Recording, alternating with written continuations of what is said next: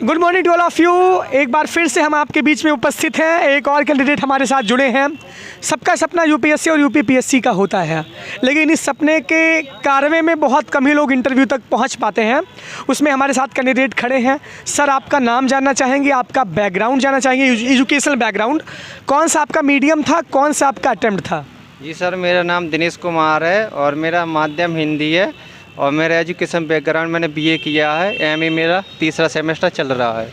अच्छा, एमए अभी तीसरा सेमेस्टर चला, तो आपकी एज लगभग कितनी होगी? मेरे 27 के आसपास है, लेकिन मैंने बीच में पढ़ाई ग्रेजुएशन की मतलब एमए कर रहा हूँ, तो मुझे बाद में चला पता कि अब जैसे कर भी लूँ तो उससे कोई दिक्कत नहीं, लेकिन कुछ कहीं ना कहीं लाभ मिल जाएगा। अच्छा, मतलब पारिवारिक मतलब बैकग्राउंड क्या है सर आपका? पारिवारिक बैकग्राउंड में मेरा मतलब फैमिली से कोई नहीं है इस विभाग में, और सब माता पिताजी किसान हैं और मम्मी हाउसवाइफ हैं बस। देखिए, किसान पुत्र, जय जवान जय किसान जय हिंदुस्तान। और एक किसान का बेटा जब इस स्थान पे, इस मुकाम पे पहुंचता है, ये बहुत गर्व की बात होती है कि ग्रामीण क्षेत्र से बढ़कर इंसान आगे बढ़ता है। सर, आपने कोचिंग की थी कि नहीं की? नहीं सर, मेरी सेल्फ स्टडी है और 2019 में मैंने प्री दिया, 20 में दिया नहीं निकला, 21 में मेरा प्री निकला, मेंस भी लिखा लेकिन मेरा फाइनल नहीं हो पाया। अब ये मेरा 23 है। अच्छा, मतलब बिना कोचिंग के सर ने अपनी जर्नी को स्टार्ट किया। सर, आप हिंदी माध्यम से हैं, तो आप अपनी जर्नी की शुरुआत कैसे की है? सिलेबस को कैसे रीड किया जाता है?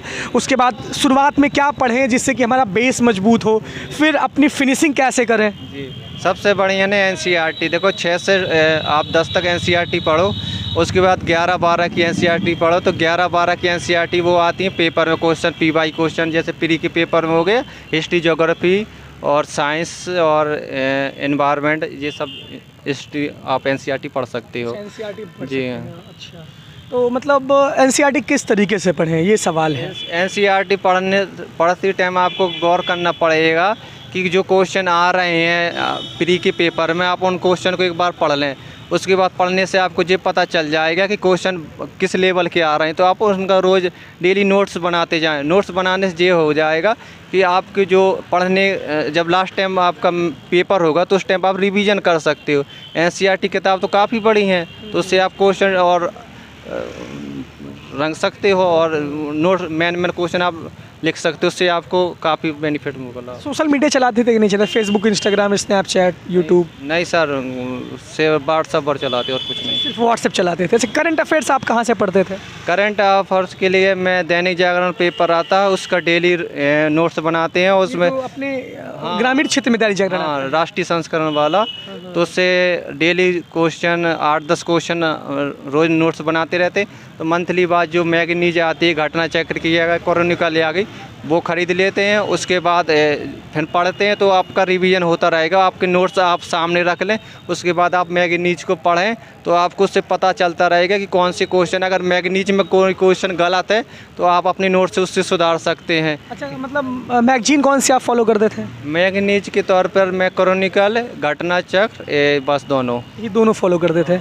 अच्छा, यूट्यूब भी आपके पढ़ाई में सहायता किया है? हाँ, यूट्यूब से आप देख सकते हैं सिलेबस, और जो सेलेक्टेड कैंडिडेट है उनका आप इंटरव्यू देख सकते हैं कि उन्होंने किस तरीके से मेहनत करी, उनका बैकग्राउंड भी देख सकते हैं। और जब वो फाइनल सिलेक्शन हो जाता तो वो स्टडी अपनी पूरी बताते हैं कैंडिडेट, तो आप उनसे सीख ले सकते हैं कि कई देखे गए हैं पिछली बार जो 22 में भी कई सिलेक्टेड हैं, उनके बैकग्राउंड देख के आप पढ़ सकते हैं। सर, आप कितना घंटे पढ़ते थे तैयारी के समय में? कितना देर पढ़ना चाहिए कैंडिडेट्स को? जैसे इसमें आपको एक रूटीन होना चाहिए।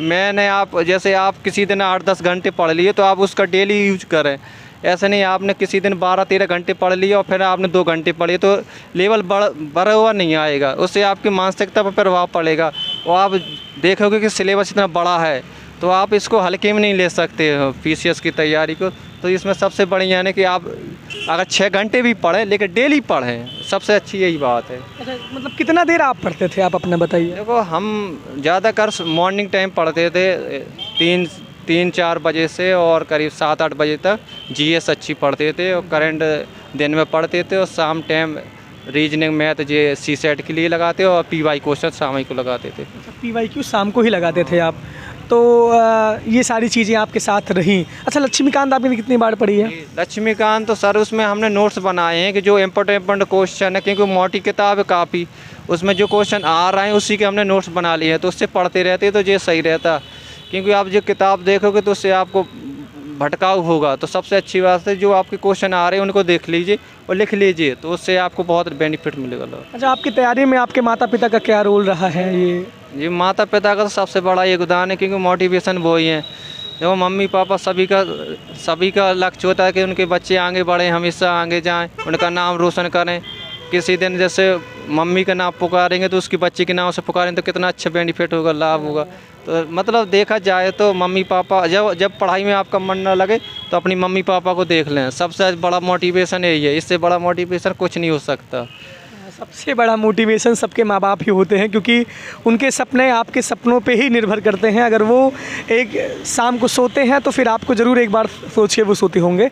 तो मतलब घर से ही आप रह के पढ़ रहे थे? जी हाँ, हमने घर से ही पढ़ाई की है, और अभी 2023 में अभिदय कोचिंग है महुई में, तो वहाँ पर सविता मैम है जो SDM सेलेक्टेड थे, उनके मार्गदर्शन में, और मनोज सर हैं, उन्होंने आंसर राइटिंग करवाई और काफ़ी हमारी हेल्प की पढ़ाई में। अच्छा, चलिए सर, बहुत बहुत धन्यवाद आपका। बहुत उम्मीद करते हैं भविष्य में सिलेक्शन हो। Best of luck. जी थैंक यू सर।